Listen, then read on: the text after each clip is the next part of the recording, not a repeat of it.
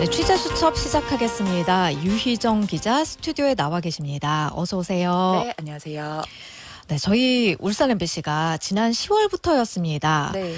보도 특집으로 TV로 방송을 4부작으로 함께 하고 있어요. 네. 제목이 바로 지역 대개조인데 아무래도 수도권으로 인구가 많이 집중하다 보니까 지방은 곧 인구만으로만 봤을 때도 소멸할 위기가 있다. 그렇죠. 이런 위기감을 인지하고 만든 프로그램이기도 합니다.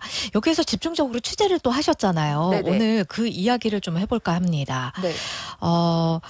비수도권 지역의 발전이 더디고 개발의 어려움을 겪는 실태를 알리면서 예비 타당성 조사 제도를 주목하셨어요. 네, 맞아요.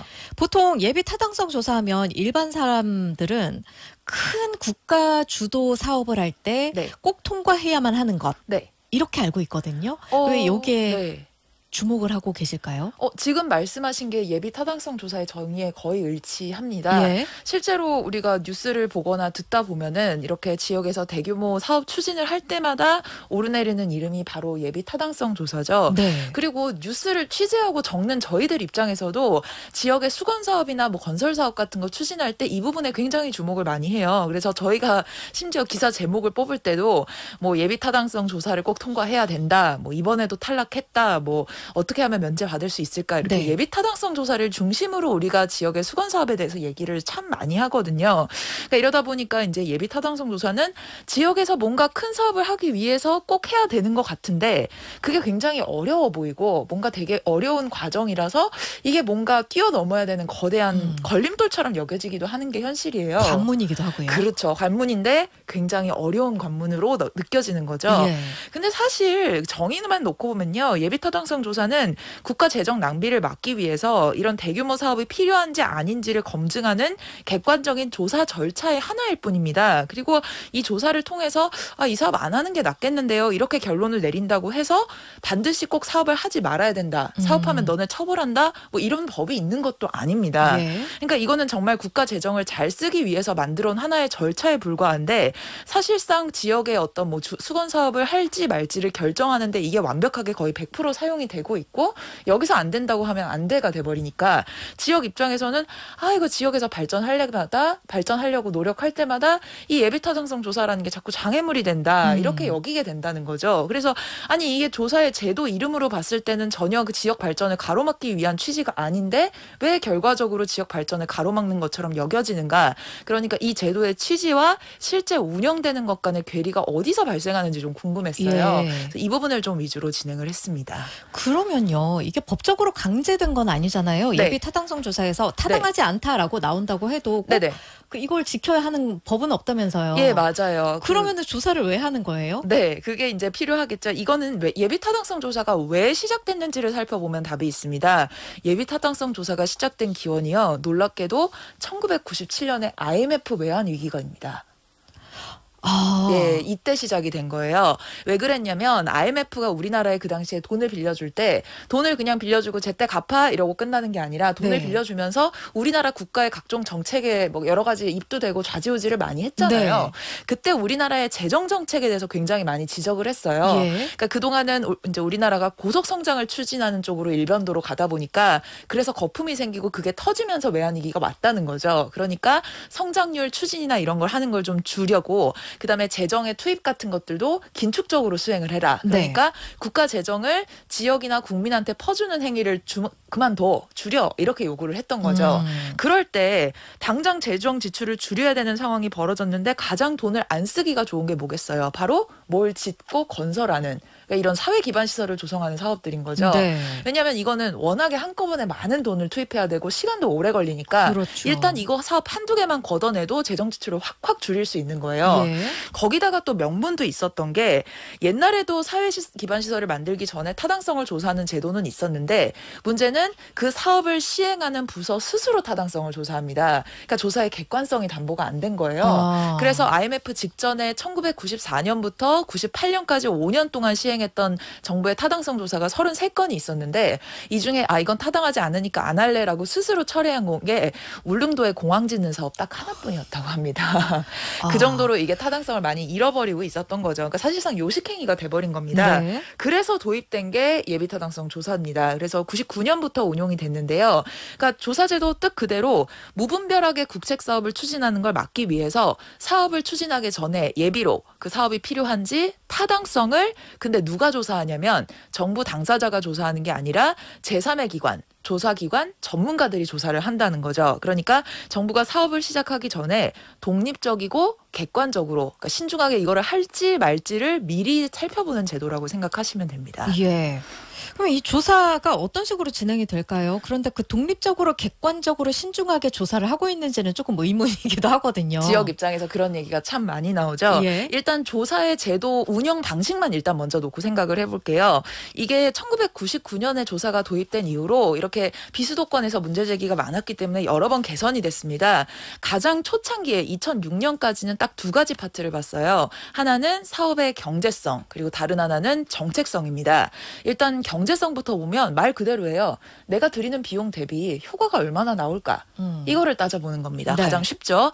그다음에 정책성 같은 경우에는 이 사업이 그 지역에 왜 필요한지 정책적으로 왜 필요한지를 보자는 겁니다. 네. 이게 국가 전체의 발전 계획상 이 사업이 그 지역에 그걸 해주는 게 필요하다라고 판단을 한다거나 아니면 그 지역의 발전이나 그 지역 주민들의 인간다운 삶을 위해서 이거는 반드시 필요하다. 이런 결정을 내릴 수도 있잖아요. 네. 이 두 가지 정도를 가지고 평가를 했었는데 이제 최근에 뭐 지역 소멸 문제라거나 비수도권과 수도권 간의 불균형 문제가 자꾸 지적이 되니까 이게 대대적으로 계속 개편이 돼서 이제 지역 균형 발전이라는 평가 요소가 하나 더 추가가 됐어요. 예. 그러니까 그 지역이 얼마나 낙후됐는지 그리고 이 사업을 시행하면 그 지역이 얼마나 발전하는 데 도움이 되는지를 추가적으로 봐준다는 거죠. 그래서 이렇게 세 가지를 전문가들이 평가해서 점수를 산출하는데 이제 보통 점수가 0에서 뭐 0점 몇 점, 1점 몇 점 이런 식으로 나옵니다. 네. 그래서 경제성 같은 경우에는 1이 기준이에요. 그러니까 1이면 들이는 비용 대비 나오는 효과가 똑같다는 의미고 1보다 작으면 손해다, 1보다 크면 이익이라는 의미겠죠. 그다음에 이제 정책성이나 지역 균형 발전 같은 것들은 정책 그런 평가 기준으로 합쳐서 이제 결정을 하게 되는데 대체로 이 점수가 0.5가 넘으면 사업을 할 만하다라고 평가를 하는 게 일반적입니다. 그런데 보통 지역에서 뭔가를 하려고 하면 경제성이 있다고 나오는 경우가 거의 없어요. 거의 없죠. 이 말씀드렸던 1을 넘는 경우를 찾아보는 게 굉장히 힘듭니다. 그 항목이 생겼음에도 불구하고 네. 항상 없단 말이죠. 그렇죠. 그러면은 타당하지 않다 거의 결론이 그런 식으로 나올 텐데 그렇죠. 이게 걸림돌이 되는 모양새인 거잖아요. 그렇죠. 그래서일까요? 그 울산의 공공병원 설립 문제를 한창 네. 이야기할 때 네. 예비 타당성 조사를 면제해야 된다 이런 그렇죠. 얘기도 같이 나왔단 말이죠. 맞아요. 이런 경우는 또 어떤 사례에 해당이 되는 걸까요? 예, 요거는 그 앞에서 말씀드렸던 국가재정법상에 예비 타당성 조사를 해야 되지만 안 해도 된다, 면제할 수 있다라는 단서 조항이 붙어 있어요. 예. 요것도 국가재정법에 같이 규정돼 있는데 법령의 본문을 한번 소개해 드릴게요. 그러니까 면제를 할 수 있는 사유입니다. 지역의 균형 발전이나 긴급한 경제 사회적 상황 대응 등을 위해서 국가 정책적으로 추진이 필요한 사업이면서 뭐 구체적인 사업 계획이 이미 수립돼 있고 국가 정책적으로 추진이 필요해서 국무회의에서 이거 하자라고 확정한 사업이라는 겁니다. 이걸 다 만족해야 되는 거예요? 그렇죠. 근데 들어보면 그럴듯하긴 해요. 뭐 균형 발전을 위해서 긴급한 경제적 상황, 국가 정책적으로 추진이 필요하다. 근데 이거는 문장을 갖다 붙이는 거에 따라 그렇죠. 다르게 해석이 될 수 있을 거라는 생각이 이거는 들거든요. 정말 해석의 영역이고 우리가 계량화해서 어떤 숫자로 보여줄 수 있는 가치들이나 어떤 항목들이 아니잖아요. 네. 그러니까 이게 그럴듯하긴 한데 구체적인 이유로서 우리가 이러니까 이거는 면제해야 된다라고 정확하게 딱 규정하는 내용이 없는 거예요. 그러니까 구체적이거나 우리가 수치화할 수 있는 기준을 찾을 수는 이 항목에서는 없다는 거죠. 특히 이 예비타당성 조사 면제가 그동안 대규모 면제가 두 차례 있었어요. 2008년에 한번 광역선도 프로젝트를 한다면서 지역별로 여러 개를 풀어줬었고 네. 지난 2019년에 울산 인근의 가덕도 신공항을 포함해서 지역의 수건 사업들을 한번 대규모로 풀어주는 일이 있었죠. 네. 근데 이렇게 예비타당성 조사 면제할 때마다 나왔던 얘기 뭐냐? 정치적으로 판단한 거다. 지역에 안배하는 선물을 준 거다. 선거를 앞두고 한 거 아니냐. 이런 얘기 매번 나왔었죠. 그러니까 타당하지도 않은 사업 왜 하냐. 그거 그냥 그 정치권에서 그냥 선물격으로 그냥 국가 예산 눈먼 돈 가져다가 남한테 퍼주는 거 아니냐. 이런 얘기가 꼭 나왔잖아요.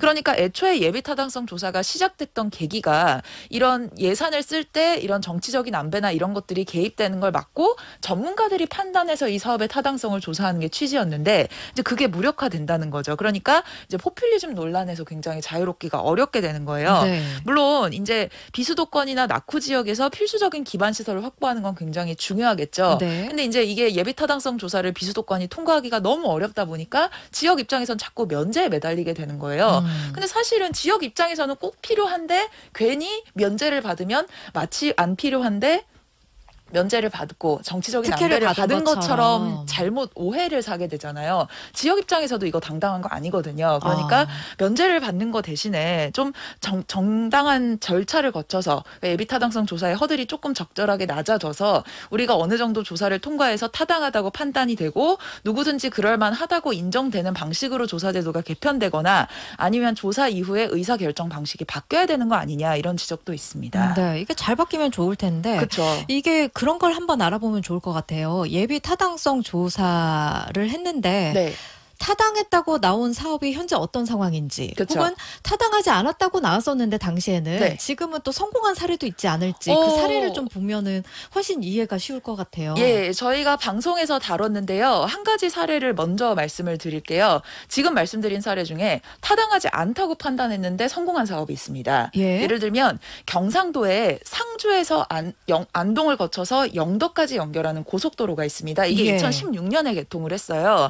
원래 영덕이 그 이제 경북에서 울진을 지나서 그 바로 밑에 있는 지역인데 동해안에 걸쳐 있다 보니까 동해안길이 오가기는 편한데 7번 국도가 있으니까 내륙으로 통하는 길이 거의 없었습니다. 그다음에 우리나라의 주요 축을 연결하는 고속도로는 가장 크게는 경부고속도로가 있고 그다음에 그렇죠. 중앙고속도로가 있는데 영덕은 이쪽으로 통하기도 굉장히 어려웠어요. 가쪽에 있으니까요. 그렇죠. 그래서 영덕 주민들 같은 경우에 서울까지 가려면 5에서 6시간씩 걸렸고 그것도 길이 굉장히 구불구불해서 힘든 거예요. 7번국도 많이 힘들잖아요. 그렇죠. 그다음에 또 이제 영덕 입장에서 또 생각을 해보면 영덕이 울산처럼 대게로 유명한 곳이죠. 네. 그래서 강구항 같은 경우에 대게가 들어오는 철마다 관광객들이 많이 오시거든요. 한 200만 명씩은 1년에 와요. 그러니까 영덕 입장에서는 딱히 지역에 다른 동력이 없으니까 이걸 발전 동력으로 삼아서 관광지를 키우고 싶은데 교통이 불편하니까 손님들이 안 오는 겁니다. 그래서 이거를 계속해서 해달라고 요구를 했는데 2000년하고 2004년에 예비타당성 조사를 2차례를 했는데 둘 다 탈락이었어요. 그때 탈락했을 때 예비타당성 조사 결과 보고서를 저희가 봤는데 이 조사 결과가 참 미묘합니다. 이 조사를 했던 전문가들이 이 지역이 낙후된 이유가 고속도로 같은 간선도로 연결망이 모자라서 그런 것 같다. 그리고 이 지역의 낙후성을 해결하는 데는 이런 고속도로를 개발하는 것이 꼭 필요하다고 판단이 된대요. 된다. 그런데 경제성은 없다. 그러니까 그렇게 이용하는 판단은 사람이. 되지만 네. 이용하는 사람이 그렇게 많을 것 많지는 같진 않다. 않아. 그러니까 지어봤자 적자일 거다. 그렇죠. 그러니까 그 영덕 주민들 입장에서 좋을 수는 있는데 국가 전체적으로 봤을 때는 낭비인데 이 사업 왜 하니? 라고 해서 경제성이 굉장히 떨어지는 걸로 나왔어요. 0.5 정도밖에 안 나와서 이 사업이 2000년하고 2004년 2번 다 탈락을 합니다. 그러다가 아까 제가 2008년에 예비타당성 조사 대거 면제했다고 말씀드렸잖아요. 그때 이 구간 사업도 면제 대상에 포함이 돼서 우여곡절 끝에 만들어진 거예요. 그랬는데 이제 계속해서 건설을 거쳐서 2016년에 개통을 했더니 개통하자마자 차가 너무 많이 올려든 겁니다. 왜냐하면 기존에 이제 안동이나 가는 다른 고속도로, 중앙고속도로나 다른 도로들의 우회 고속도로로 이 도로를 많이 활용하기 시작하신 거예요. 그래서 영덕 같은 경우에는 마지막 톨게이트가 요금소가 하나밖에 없었는데 차들이 너무 많이 몰려서 밀릴 정도였고 휴게소는 작게 만들었다가 주차장이 모자라서 난리가 벌어질 정도였어요. 그래서 이거 수요 너무 적게 계산한 거 아니냐 이런 얘기가 나올 정도였고 아까 제가 앞에서 강구항의 사례 말씀드렸잖아요. 강구항이 1년에 관광객이 200만 명 정도 오는 관광지였습니다. 근데 2016년에 고속도로가 개통을 했잖아요. 근데 2017년이 되자마자 관광객이 362만 명까지 올라갑니다. 그리고 나서부터는 계속 300만 명대를 유지하고요. 2020년에 코로나19가 터졌잖아요. 그러면서 여행 수요가 다 줄었어요. 그렇게 줄었는데도 2020년에 영덕군 강구항의 관광객이 320만 명인데 이게 전국 1위 없습니다. 와. 2위가 군산의 선유도였고요. 3위가 용인의 에버랜드였습니다.